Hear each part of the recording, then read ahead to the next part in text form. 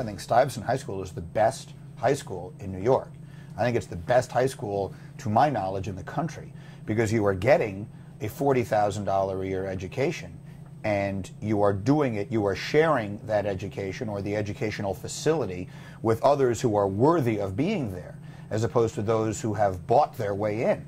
I mean, that's just the reality of the situation. My children go to a private school now, and I love it. I'm a trustee, and I support it, and I love every bit of it.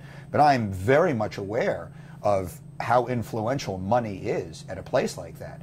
Money is a non-issue at Stuyvesant High School. We had kids that rode the ferry in every single day from Staten Island. We had kids who came from the Upper East Side of New York. We had kids like me who came from the Village. We had kids who came from any number of different places in Brooklyn or Queens or the Bronx, and some whose parents were on the board of major corporations, and some whose parents were working class people. But what we all had in common was we were smart enough and motivated enough to be there. So I think that is actually superior educationally to what you're getting in a lot of other places. So, I mean, I think Stuyvesant High School is the best high school in New York. The teacher I was the closest to was actually a man named Max Watrous, who I received word died about 10 years ago, and I was so sad. He was a music teacher, and I played the trumpet.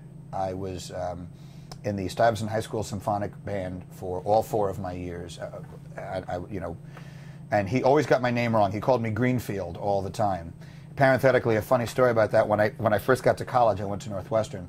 My freshman year of college, the quarterback on the football team was named Mike Greenfield.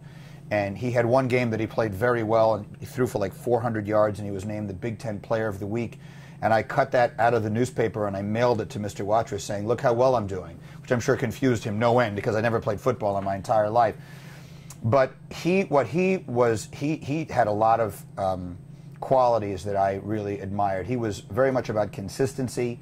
You would never cut Mr. Watrous's class, ever, under any circumstances, because he was about being there. The guy never believed in taking a sick day. He would, if you had 102 fever, he said, "You stand under a hot shower." I still remember him saying, "I stood under a hot shower for 2 hours, as hot as I could take it, until the fever broke." Whether that actually works or not, I have no idea. By the way, don't try that at home. But, and I still also remember him telling me, "Greenfield, you're putting the emphasis on the wrong syllable," which is an expression I use all the time now, which is about, in music it was about hitting the wrong notes, but in life it's about hitting the wrong notes. I learned a lot from him, and I would say he was the teacher from whom I learned the most. But if Stuyvesant High School were to cease to be what it is, I think it is not overstating it to say that a really important piece of New York City dies. That something really important about New York, something.